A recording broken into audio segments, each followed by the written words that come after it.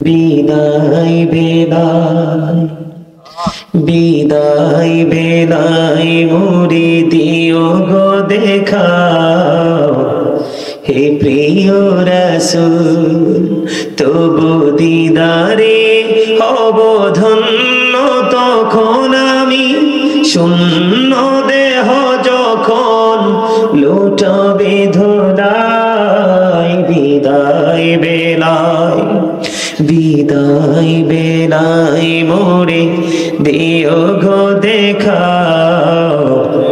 হে প্রিয় রাসূল। আমার মা বোনেরা, আমার নবীকে কেমন করে ভালোবাসতে হবে আমি আরেকটা শিক্ষা দিই বন্ধু। হযরতে হানজালা রাদিয়াল্লাহু তাআলা আনহু বিয়ে করলো, ভাসর হলো, বিয়ে রজনী বিবির সাথে বন্ধু ভাসর হয়ে গেল। খবর পাইলেন যুদ্ধের ময়দানে নবীজি শাহাদাত বরণ করেছে, দুশমনেরা আমার নবীকে পৃথিবী থেকে বিদায় করে দিয়েছে। হযরতে হানজালা সইতে পারল না, উন্মুক্ত তরবারি নিয়ে দৌড়ে ছুটলেন উহুদের ময়দানের দিকে। সুবহানাল্লাহ বলেন না? সুবহানাল্লাহ। টিস্যু রাখছো না? টিস্যুর বক্স।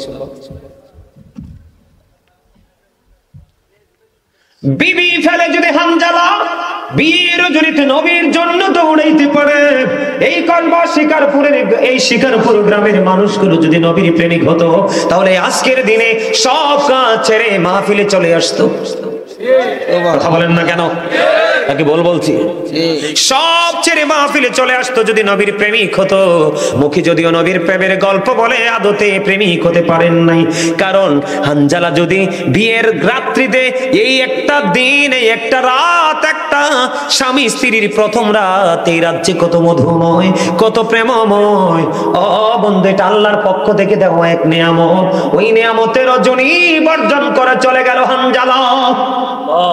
আল্লাহ চলে গেল যুদ্ধের ময়দানে। হানজালা কিন্তু বন্ধু গোসল করে নাই, শরীরটা নাপাক। শরীরকে শরীর পুরো নাপাক, স্ত্রীর ইচ্ছাতে মাত্র আলিঙ্গন হয়েছে, ফিজিক্যাল মিলেমিশে হয়েছে। নবীর কথা শুনে উহুদের ময়দানের দিকে দৌড়ে চলে গেল। যাইতে যাইতে যাইতে যাইতে বন্ধু যে অনেক বড় ঘটনা, যুদ্ধের ময়দানে হযরতে হানজালা রাদিয়াল্লাহু তাআলা আনহু শাহাদাত বরণ করলো। এই আসো, ভিতর আসো। শাহাদাত বরণ করলো বন্ধু। খেয়াল করেন বিষয়টা। পিছন পিছন হানজালার বিবিও দৌড়ে চলে গেল। যাইয়া উহুদের ময়দানে খোঁজে, স্বামী নাই, স্বামী কোথায় রে?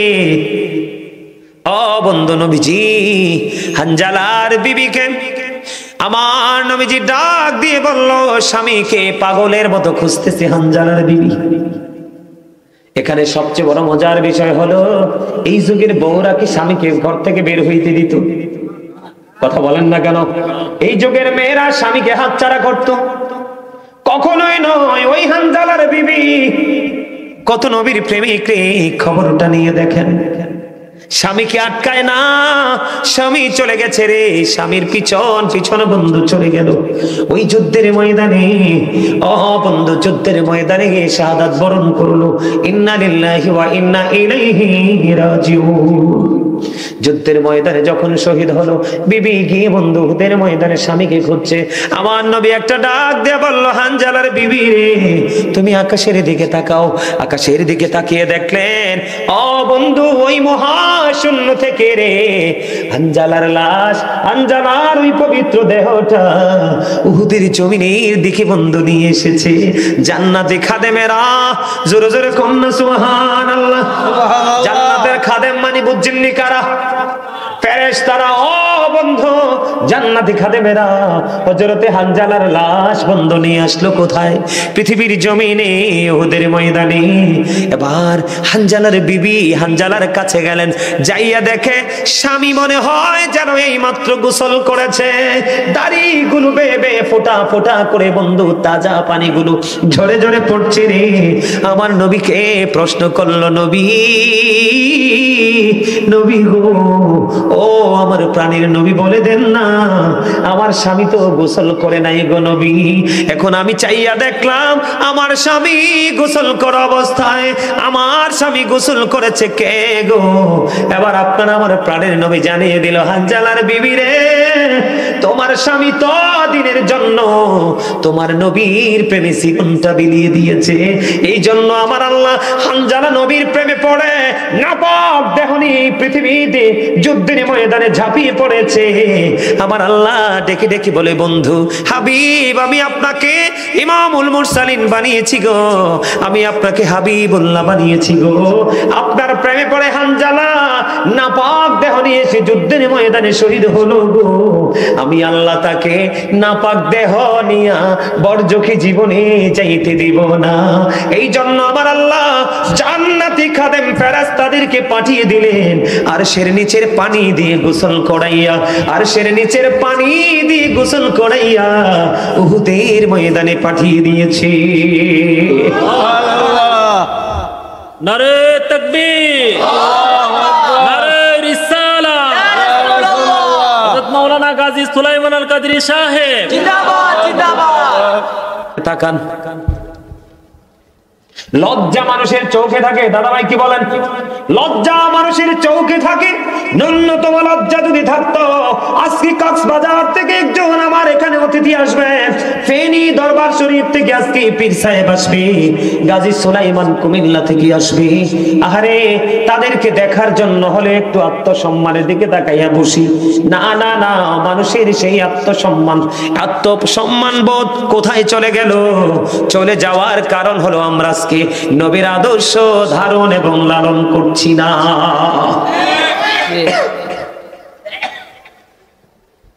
আমি যখন 2018 সালে দার্জিলিং, শিলিগুড়ি ছাড়া ওই অঞ্চলটা ছাড়া পুরো ভারতবর্ষ সফর করেছিলাম, যখন খাজা গরিবে নওয়াজের পবিত্র মাজার শরীফ যখন জিয়ারত করার জন্য যখন গিয়েছিলাম, মাজার শরীফের গেটের মধ্যে দেখলাম অনেক গাধা, অনেক গাধা আমি দেখতে পাইলাম। গাধার পিঠে বন্ধু অনেক বোঝাই করা মাল তুলে দিচ্ছে, দৌড়ে চলে যাচ্ছে সরল মনা গাধা, অজানা গন্তব্যের দিকে চলে যাচ্ছে, নিয়ে জানে না তার ঠিকানা কোথায়। মালিক যেখানে নিয়ে যায় সেখানে নিয়ে যাবে, কিন্তু আমি এখনো পর্যন্ত বাংলাদেশের জমিনে এখনো পর্যন্ত আমি কোনো গাধা দেখতে পাইনি। মানুষ লালন পালন করে, কারণ মুসলমানের জীবনে গুরুত্বপূর্ণ কোনো ভূমিকা রাখে না। গাধা একটা অবলা প্রাণী। বলে, হুজুর গাধার কাছে কেন আসলেন? আরে গাধার সিনায় নবীর প্রতি যেই প্রেম, আমরা আহলে সুন্নাত ওয়াল জামাত দাবি করি, সুন্নিয়তের কিছুই আমাদের কলিজায় নাই। একটা অবলা প্রাণী, সরল মনা প্রাণী, একটা গাধার প্রেম এই যুগে বন্ধু ডক্টরেট করা মৌলবীদের অন্তরে নাই, কসবা শিকারপুরবাসীর মনে নাই রে। আমার নবী যখন চলে গেল বন্ধু, আমার নবী যখন চলে গেল, চলে যাওয়ার পরে আকির নামক একটা গাধা, আকির নামক একটা গাধা 3 দিন, খেয়াল করেন, 3 দিন 3 রাত্র, মতান্তরে 4 দিন 4 রাত্র। আপনারা যারা বাবারা এসেছেন, আমি আপনাদেরকে বিনয়ী ভাবে বলবো, এলোমেলো ভাবে অন্যদিকে না তাকাইয়া আমার দিকে তাকান। শিখে যান, আজকে মৃত্যুর আগে হলো নবীর প্রেমিক হয়ে যেতে পারবেন। নবীজি যখন চলে গেল, গাদাটার নাম হলো আকির। আকির নামক গাদা নবীর বিরহ সইতে পারে না। 3 দিন 3 রাত্র পার হয়ে গেল, মতান্তরে 4 দিন 4 রাত্র পার হয়ে গেল। কোথায় গেল গো প্রাণের নবী? নবীজি যখন পৃথিবী দেখে চলে গেল, ওই আকির নামক গাধা শুধু কান্দে, শুধু কান্দে রে। কোথায় গেল রে আমার প্রাণের নবী? কোথায় চলে গেল? আর কি জীবনে কোনো দিন আমার এই চর্মচক্ষু দ্বারা আমার প্রাণের নবীকে আর কি কোনো দিন আমি দেখতে পাবো না? গাকির নামক গাধা শুধু কান্দে 3 দিন 3 রাত্র পার হয়ে গেল রে, মতান্তরে 4 দিন 4 রাত্র পার হয়ে গেল। ওই আকির নামক গাধাটা কোনো খাবার কোনো পানি স্পর্শ করে না। 3 দিন 3 রাত্র পরে 4 দিন 4 রাত্র পরে যে গভীর সমুদ্রে ঝাঁপ দিয়ে তার জীবন দিয়ে দেয়।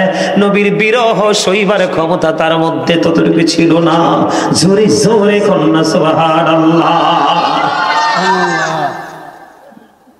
এরে শিকারপুরের মানুষ, আমি আমার ভাই আমার বাবা, আমি আমার মা বোনদেরকে ডেকে ডেকে বলছি গো, একটা বার হৃদয়কে তোমরা প্রশ্ন করে দেখো। এখনকার মানুষ ওই গাদার চাইতো আমার কাছে তুচ্ছ মনে হয়। কথা বলেন না কেন? আরো জোরে বলেন না কেন? বলে হুজুর কেন বললেন? একদিকে গাদার প্রেমটা তুলে ধরলাম, আর একদিকে আমি বলি ভালো মানের যদি একটা প্লেট কাচ্চি বিরিয়ানি যদি দেওয়া হয়, ইমানটা মুনাফিকের কাছে বিক্রি করে দেয় মুসলমান। কথা কন না কেন? ভালো মানের যদি একটা প্লেট কাচ্চি দেওয়া হয়, ওই মুনাফিকের কাছে, নবীর দুশমনের কাছে ইমানটা তাৎক্ষণিকভাবে বিক্রি করে দেয়। ঠিক না ঠিক? আছে না নাই আমাদের মাঝে? এই কারণে মুসলমানের দাড়ি আছে, টুপি আছে, পাগড়ি আছে, আদতে ভিতরে কিছুই নাই। আপনারা সবাই জানেন বন্ধু, আমি নবীকে কেমন করে ভালোবাসতে হয় শিখেন। আপনারা সবাই জানেন হিজরতের রাত্রিতে আমার নবীর সঙ্গী ছিল হযরতে আবু বকর। আমার নবী যখন রওনা দিলেন মক্কা থেকে, হিজরতের উদ্দেশ্যে যখন রওনা দিল, আমার নবী উত্তপ্ত বালুকণা মরুভূমি দিয়ে হাঁটতে হাঁটতে হাঁটতে হাঁটতে বন্ধু, আমার পবিত্র নবীজির পবিত্র পা মুবারকে বন্ধু ফোসকা পড়ে গেছে। এবার আবু বকর একটা ডাক দিয়ে বলি, নবী নবী গো, কাল হাসরের ময়দানে, কাল কিয়ামতের দিন আল্লাহ রাব্বুল আলামিন যদি আমাকে প্রশ্ন করে, রে আবু বকর তুমি তো আমার হাবিবের সঙ্গে ছিলা রে, আমার হাবিব হাঁটতে হাঁটতে হাঁটতে হাঁটতে পায়ের মধ্যে ফোসকা পড়ে গেছে, তুমি কি আমার হাবিবকে সাহায্য করতে পারোনি? এই কথা যদি আমার আল্লাহ আমাকে বলে গো, আমি সেদিন আল্লাহর কাছে কি জবাব দিব গো নবী? ইয়া রাসূলুল্লাহ, ইয়া হাবিবাল্লাহ, নবী গো, ওগো প্রাণের নবী, আপনি আমার কাঁধে চড়েন, আমি আপনাকে কাঁধে করে নিয়ে যাব। সুবহানাল্লাহ। সেই আবু বকর ওই গুহার মধ্যে যখন ঢুকলো বন্ধু, ঢুকার পরে দেখলেন এটার গুহার চারপাশে বন্ধু শুধু গর্ত।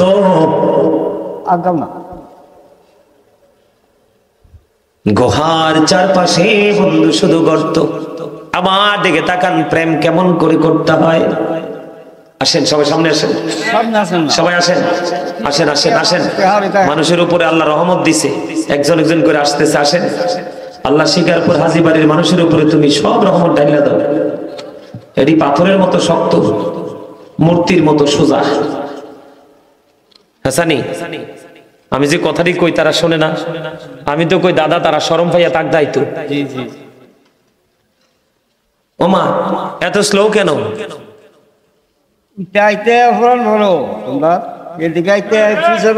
আসেন না, এই জায়গাটা গ্যাপ কেন? আসেন সবাই, আসেন সামনে চলে আসেন, আসেন সবাই, আসেন, আসবে আসবে সবাই আসবে, আসেন সবাই আসেন। ইয়ার আমি একেবারে লোকাল স্টেশনে আইছি, ওই স্টেশনটা একেবারে লোকাল। বহুত আগে একটা গান শুনছিলাম। কি শুনছিলাম একটু কইতাম? নেই কইতাম, স্টেশনে রেলগাড়িটা মাইপা চলে ঘড়ির কাঁটা, প্ল্যাটফর্মে পয়সা ভাবে কখন বাজে 12টা, কখন বাজে 12টা। এই কথার অর্থ বুঝছেন নি আপনারা? বুঝছেন? আরে বুঝছেন? স্টেশন হইলো আপনার দেহটা, দেহটা কোনটা? স্টেশন কোনটা? দেহটা। আর গাড়ি হয়েছে কোনটা? রঘুটা। কোনটা? কথা বুঝেন নাই? এই স্টেশন থেকে গাড়ি ছাড়বি কিনা একদিন? আরে কথা কয় না কেন? এই গানের সাথে মুমিনের চরিত্রের মিল কার? কথা কন না কেন? মুমিনের আত্মার মিল। এটা মুমিন ছাড়া মুনাফিকের সাথে মিলবে না। কারণ এই আত্মা কখন উড়াল দিবে এই চিন্তায় শুধু মুমিনই আছে, যে আমার জীবনের 12টা কখন বেজে যাবে এটা তো আমি জানি না। এই কারণে মুমিন সব সময় 12টার জন্য অ্যালার্ট থাকে। ঠিক কিনা বলেন? ব্যাক কলের মতো কথা একটা বলে হ্যাক্কের করে হাসি দিয়ে বসে থাকেন। কি করে বসে থাকেন? মনে করে হাসতে হাসতে হাসতে হাসতে তো বেহায়া অভ্যাস হয়েছে, বুঝাও হাসি দে না বুঝাও দেয়। কথা কন না কেন? আরো জোরে কোন? পৃথিবীর মধ্যে সকল জাতির মধ্যে সবচেয়ে বেশি বেহায়া জাতি হচ্ছে মুসলমান। ও মা, আপনারা জিও কইলেন না, নাও কইলেন না কেন? মোবাইল তো নাই, আমারটাও তো নাই লগে। ওই যে মোবাইল দেখছেন 3-4টা ঘাড় করাই গেছে যেখানে। কথা কন, এদিকে তাকান। এই বাংলাদেশের ছেলেরা মেয়েরা যা করছে সব বেঈমান কাফেরদের সংস্কৃতি। ওবা কথা কর না কেন? এক্সাম্পল আমার সামনে ওই দেন চুল কাটার স্টাইল, হাতের মাথা মন হয়েছে দান ঝাড়ার কুলা। না ভুল বলছি? আরো যারা বলেন ভুল। চুল কাটা সুন্নাহ না? এখানে সুন্নাত আছে না নাই? নবী আছে না নাই? কিন্তু এখন আপনি বেঈমানকে দেখে চুল করছেন সুন্নাহ মতো, না কাটটা ইহুদিদের স্টাইলে। সেলুনে গেলে একটা মুসলমানের বাচ্চার ছবি নাই, অথচ মুসলমান ব্যবসা করে। সব বেঈমান কাফের মুশরিকের ছবি। ওখান থেকে বাবা যায় ছেলের ডিজাইন করে কেমনে চুল কাটবে। এরপরে আসেন আপনি দাড়ি রাখা আমার নবীর সুন্নাত, আপনার পরনের পোশাক যাবে না, সুন্নাতটা যাবে। এইটাতেও বেহায়ার মতো ডিজাইন করো। তোমরা কেন বোঝো না? বেঈমান তো তোমার দাড়িকে বেয়াজ্জতি করছে, আর তুমিও তার স্টাইলে তোমার একটা সুন্নাতকে তুমি কি করেছো? বেয়াজ্জতি করতেছো। তাহলে তুমি বেহায়া না? তোমার কি শরম আছে? এবার আসেন জিন্স প্যান্ট পরেনি। আরে কথা কয় না? পরেনি পরে এটা হারাম না হালাল জানেননি কিচ্ছু? আল্লাহ বলেছেন লিবাসুত তাকওয়া যালিকা খায়র। আল্লাহ 3 শ্রেণীর পোশাক দিয়েছে মুসলমান মানুষের জন্য। একটা লজ্জাস্থান ঢাকার, একটা সাজার, আর একটা তাকওয়ার। আল্লাহর কাছে সবচেয়ে পছন্দের পোশাক হলো তাকওয়ার পোশাক, যেটা উপর দিয়ে থাকবে নাভি বরাবর অথবা উপরে নিচে দিয়ে থাকবে টাকটির উপরে। এই কন্ডিশনে পোশাক পরা ফরজ। এখন ফোলাফাইনে যে প্যান্টটা পরে রুকুতে গেলে তার পিছন দিয়ে লজ্জাস্থানটা পিছনের কাতারের মানুষ দেখে। তা আমি আপনাকে বেহায়া বলবো না কি বলবো? নির্লজ্জ বলবো না কি আপনাকে? কি দাদা কি ঠিক কইছি নি? কথা বলেন না কেন? ঠিক কিনা? আপনি এমনি করে করে প্রত্যেকটা সেক্টর তালাশ করে দেখেন, সব বেঈমানদের সংস্কৃতি। একটা ছেলে মাহফিলে আসবে, সেই চায়ের দোকান আর মাহফিলের মধ্যে সে ডিসটেন্সটা তৈরি করতে পারে না, কম্পেয়ার করতে পারে না কোনটা যা পবিত্র কোনটা অপবিত্র। চা দোকানের সামনে টুপি ছাড়া, জুম্মার দিনও টুপি ছাড়া, আজকে মাহফিলও টুপি ছাড়া। আমি আপনাকে কি বলবো? আপনি বেহায়া। আমি আপনাকে নির্লজ্জ বলবো না তো কি বলবো? আমার লজ্জা করে, কারণ আপনারাও আমার লোক। কার লোক? আমিও আপনাদের লোক। আপনার আমার মধ্যে কোনো পার্থক্য আছে? কথা বলেন না কেন? আপনার আমার নবীকে একজন না? আপনার আমার রবকে একজন না? আমরা কি সবাই আল্লাহর ওলিদেরকে মানি না? তাহলে আপনার আমার মধ্যে কোনো কি নাই? পার্থক্য নেই। পার্থক্য হলো চরিত্রের। কিসের? ক্যারেক্টার এমন একটা নিয়ামত, এই ক্যারেক্টারের জন্য মানুষের ডিসাইড করতে হবে। কারোর জন্য বরাদ্দ হবে প্যারাডাইস, আর কারোর জন্য বরাদ্দ হবে হেল। কারোর জন্য জান্নাত, কারোর জন্য জাহান্নাম। আপনাদেরকে ট্রেনিং করাই দেব। আমি যদি এই মসজিদে বেশি না 4টা জুমা পড়াইতে পারতাম, সবগুলোকে তারের মতো সোজা করে ছাইড়া দিয়ে যাইতাম। রাগ হন আমার কথায়? হুজুরদের কথায় যে রাগ হয় এর মতো বোকা কেউ নাই, কারণ হুজুররা কখনো কারো শত্রু হয় না। আমি একটা আয়াত তেলাওয়াত করছি, আলেমরা বুঝতে পারবে। আমি আয়াত যে তেলাওয়াত করেছি, আয়াতের মিনিং হলো O believers, save yourself and your families from the fire. Allah রাব্বুল আলামিন ঈমানদারদেরকে ডেকে বলেছেন, ইয়া আইয়ুহাল্লাযীনা আমানু কু আনফুসাকুম ওয়া আহলিকুম নারা। আল্লাহ ঈমানদারদেরকে ডেকে বলেছে, তুমি জাহান্নাম থেকে বাঁচো এবং তোমার পরিবারকেও জাহান্নাম থেকে বাঁচাও। আমি আজকে আপনাদেরকে জাহান্নাম থেকে বাঁচার রাস্তা দেখানোর জন্য আসছি। আমি বলতেছিলাম বন্ধু আবু বকর গুহায় ঢোকার পরে দেখলেন সাপের ভয়ঙ্কর সাপেদের গর্ত, বস্ত্র ছিঁড়ে বন্ধু সবগুলো গর্ত ফিল আপ করে দিল। নবীরে কেমন ভালোবাসছে রে আবু বকর, সাইয়া দেখেন। তার আগে হিজরতে যে যাবে নবীজি, কবির রজনীতে আমার নবীজি আবু বকরের ঘরের দরজাটা শুধু একটা ঠোকা দিছে রে, দরজা খুলে দিয়েছে। আবু বকর এই নিঝুম রজনীতে একটা ধাক্কা দিতে দেরি রে, দরজা খুলতে দেরি করলা না। এটা কেমন করে সম্ভব রে আবু বকর? আবু বকর তুমি কেমন করে দরজাটা খুলে ফেললা? একটু কড়া নাড়া দিতে দেরি রে, দরজাটা খুলতে দেরি করলা না। আবু বকর এটা কেমন করে সম্ভব? আবু বকর একটা ডাক দিয়ে বললেন, ইয়া রাসূলুল্লাহ, নবী গো, যেদিন থেকে জানতে পেরেছি আমি আপনার হিজরতের সঙ্গী হব গো, সেদিন থেকে আর বিছানায় পিঠ লাগাই না। আর জোরে করুন সুবহানাল্লাহ। এমন প্রেম যদি করো বন্ধু, ও কসবা শিকারপুরের বন্ধুরে আমার, এমন প্রেম যদি করতে পারো গো, আমার নবীকে পাইবা। আমার আল্লাহ কয়, হাবিব আপনি জানাইয়া দেন আমার বান্দাগুলো আমি আল্লাহকে পাইতে হলে তাদের স্টেশন বানাই দিলাম আমি মদিনা। সেই আবু বকর গুহার মধ্যে বন্ধু ঢুকে পড়লো, জামাটা চিরে টুকরো করে সবগুলো গর্ত ফিল আপ করে দিল রে। আরো একটা গর্ত বাকি রয়েছে, আর কিছু নাই, কি দিয়ে ফিল আপ করবো? এবার হযরতে আবু বকর সিদ্দিক রাদিয়াল্লাহু তাআলা আনহু কি করলেন বন্ধু? তিনি ওই গর্তের মুখটার দিকে পাটা আবু বকরের পাটা দিয়ে বন্ধ করে দিল। বন্ধ করতে দেরি রে, ও বন্ধু বিষাক্ত সাপে সবল মারতে দেরি করলো না। এইদিকে আমার নবীজির পবিত্র মাথা মোবারক আবু বকরের উপর রেখে বন্ধু কি করলেন? ঘুমিয়ে গেল।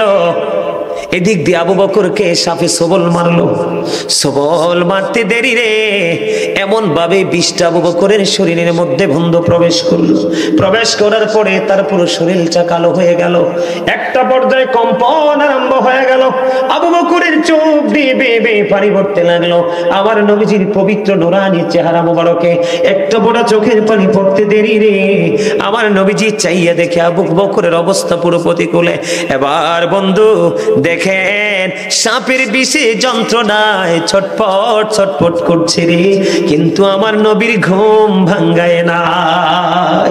আমরা কেমন নবীর উম্মত? আমরা নিজেকে উম্মত দাবি করি রে, আমরা ইচ্ছে করে সচল সবল অবস্থায় সুস্থ মস্তিষ্কে নবীর আদর্শকে প্রতিনিয়ত কবর দিয়ে যাচ্ছি। কথা বলেন না কেন? নিজেকে উম্মত ভাবতে লজ্জা করবে রে। ও বন্ধু হৃদয় খুলে শুনেন, বলে হুজুর এই ঘটনা তো আমরা এরই জানি মুখস্থ, আমি জানি মুখস্থ, কিন্তু এর পরের ঘটনাটা হয়তো বা অনেকেই জানেন না। এই জন্য আমি আপনাদেরকে এখানে বন্ধু নিয়ে আসলাম। হুজুর কেন গো? এবার নবীজির বন্ধু পবিত্র ওই জবান মোবারক থেকে থুতো মোবারক ওই বিষাক্ত সবলের জায়গায় লাগাইয়া দিল। বিষ চিরতরে বন্ধু নিশ্চিহ্ন হয়ে গেল। সুবহানাল্লাহ। কিন্তু এখন একটা প্রশ্ন আসতে পারে যে নবীজির সফরের সঙ্গে ইসলামের প্রথম খলিফা হযরতে আবু বকর, যাকে সিদ্দিক আকবর বলা হয়, কিন্তু ওনাকে কি সাপটা চিনল না? অথবা চিনলেও সাপটা কেন সবলটা মারলো? এখানে একটা প্রশ্ন আসে কি আসে না? কথা বলেন। এটা মুনাফিকদের আসবে না আসবে নবীর প্রেমিকদের? এবার বন্ধু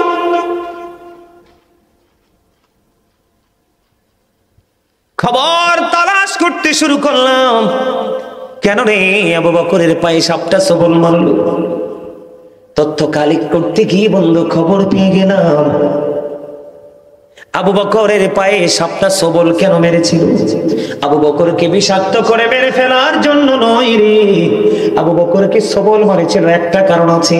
সেই কারণ হলো এই যে গর্তের মধ্যে সাপটা যে বসবাস করতেছে নবীজিকে দেখার জন্য, এই বসবাসের বয়স আবু বকরকে যেদিন সবল মেরেছে সেই দিন পর্যন্ত এই গর্তের মধ্যে বসবাসের সাপটার বয়স হলো এই গর্তের মধ্যে 1500 বছর। জোরে জোরে আল্লাহু আকবার। কত শত বছর? 1500 বছর। বলে হুজুর এখানে কি করলো?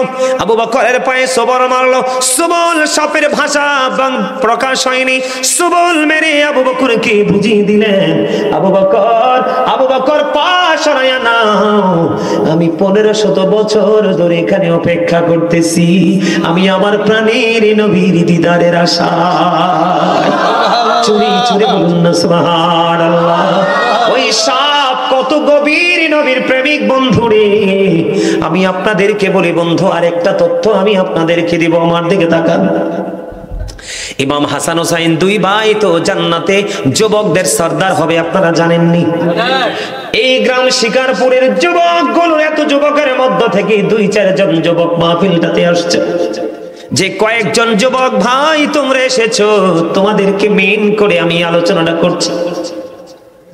আমার নবী বলে দিয়েছেন, আল হাসান ওয়াল হুসাইন সাইয়্যিদু শাবাবি আহলিল জান্নাহ।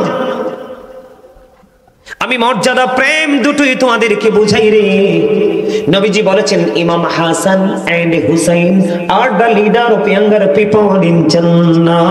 ইমাম হাসান হুসাইন জান্নাতে যুবকদের সরদার, লিডার।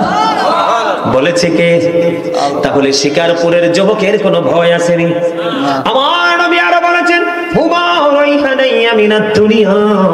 আমার নবী বলেছেন, Imam Hasan and Husain to my flower in the world. আল্লাহু আকবার। আমার নবীজি বলেছেন, ইমাম হাসান হুসাইন দুইজন, আমার নবী বলেছেন এরা দুইজন দুনিয়ায় আমার দুইটা ফুল। যুবক যারা নবীকে ভালোবেসে আদর্শকে লালন করে বাস্তবায়ন করবা জীবনকে, তোমাদের লিডার হবে জান্নাতে রাসূলের কলেজার টুকরা হাসান হুসাইন। নবীজিকে কেমন ভাবে ভালোবাসে দেখেন, জঙ্গলের অবলা প্রাণী। খবর শোনেন বন্ধু, কত মজার খবর।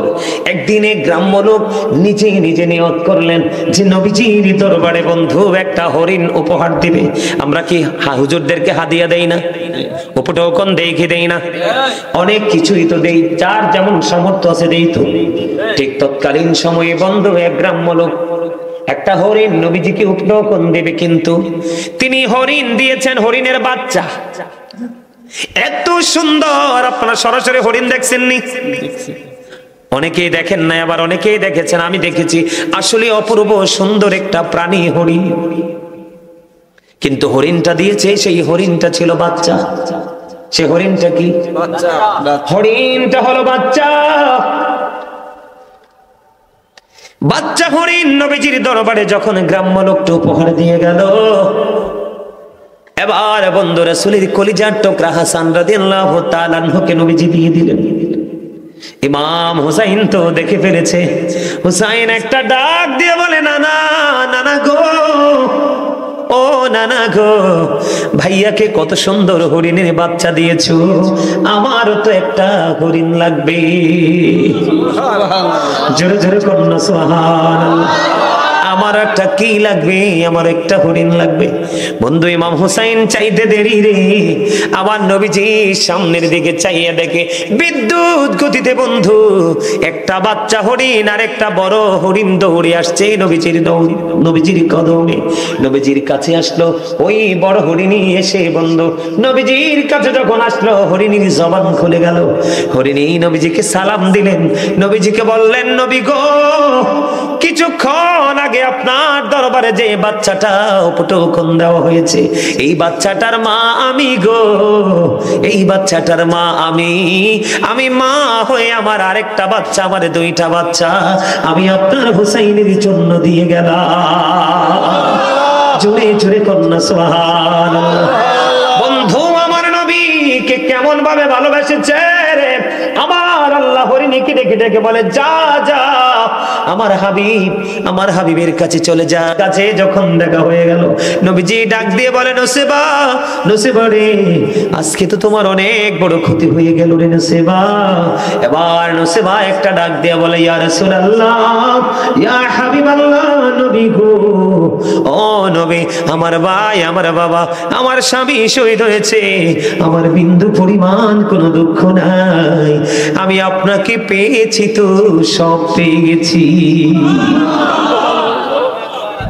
কিছু বুঝতে পারছেন এখান থেকে? কিছু বুঝতে পারছেন? তা আপনার আমার প্রেম কেমন ভাবে করতে হবে? আপনাকে আমাকে জীবন দিতে হবে না, মাঝে মাঝে আল্লাহর রাস্তায় দান করতে হবে, মাঝে মাঝে আল্লাহ আল্লাহ রাসূলকে খুশি করার জন্য তাদের দেখানো পথে চলতে হবে। এটাই তো প্রেম, নাকি অন্য কিছু? যেমন আজকে মাহফিলে আসার সময় আপনি মনে করেন টুপি পরাটা আমার নবীর সুন্নাত, টুপিটা পরে যায়, এটা হলো নবীর প্রতি ভালোবাসা। কি না, আমি চা দোকানে প্যান্ট পরে যাই, মাহফিলেও যদি আমি প্যান্ট পরে যাই, তাহলে মাহফিল আর চা দোকানের মধ্যে তো কোনো পার্থক্য রইলো না। আমি আজকে কি করব? পাঞ্জাবি পরে যাব, পায়জামা পরে যাব, মানে সব দিনের চাইতে, কারণ আমাদের এই প্রোগ্রামটা প্রতি বছর একবার হয়। তাহলে ওই দিনে আমরা সবাই উত্তম রূপে সেজে গুজে মাহফিলে আসবো, এটা হলো জান্নাতীদের সিম্পটম। সেটা আপনাদের মধ্যে নেই, আর তাকওয়া একেবারে নাই। আপনি ইমানদার হলে চলবে না, ইমানদার হওয়ার পাশাপাশি আপনার হৃদয়ে ভয় তৈরি করতে হবে, সঞ্চার করতে হবে। ভয় যদি আপনি কি করতে না পারেন, কালেক্ট করতে না পারেন, ভীতি সন্ত্রস্ত যদি হতে না পারেন, তাহলে আপনি সফল হতে পারবেন না।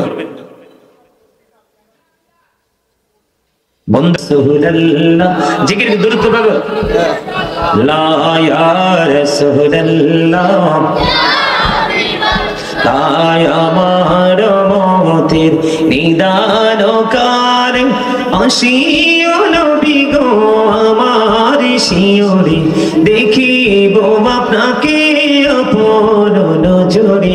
ইয়া রাসূলুল্লাহ, ইয়া হাবিবাল্লাহ, ইয়া রাসূলুল্লাহ, ইয়া হাবিবাল্লাহ, আসসালাতু ওয়াসসালামু আলাইকা ইয়া রাসূলুল্লাহ। যুরকুন্না মারহাবা। গজল পছন্দ করেননি? শিকারপুরের পক্ষ থেকে লাল গোলাপ শুভেচ্ছা, এটা কইতা না? আমি যে দমকাইছি, আমার লাল গোলাপ দিব কইতো না, মারবো দইরা। লাল গোলাপ দিয়ে স্বাগতম দিয়ে আনছি।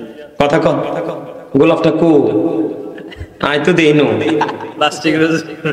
প্লাস্টিকের ফেক, এটা চলতো না। কথা কন না কেন? আর্টিফিশিয়াল কোনো কিছুতে আমি একমত। ভালোবাসা যেমন কাঁচা, সংবর্ধনা হবে একদম কাঁচা, ঠিক কেন বলেন? তাজা না, ফেক সিনারা তো সিটিং। কথা কয় না? One time. তবে এরই না থাকলে পৃথিবীও বাঁচলো নইলে মনে হয়। নবীজি সিনের কথা কইয়ে গেছে তো, কথা কন না কেন? আমার কথা রাগ হইতেছেন না? আমি আমার আলোচনা আপনারা অনলাইনে যারা শুনেন তারা জানবেন, আমি বিষয় ছাড়া আলোচনা করি না, কিন্তু আপনাদেরই অবস্থাটা এতটাই প্রতিকূলে, এখন আপনাদেরকে আমি এক্সাম্পল দেওয়া ছাড়া আপনাদের কাছে আমার আর কিছুই রইল না।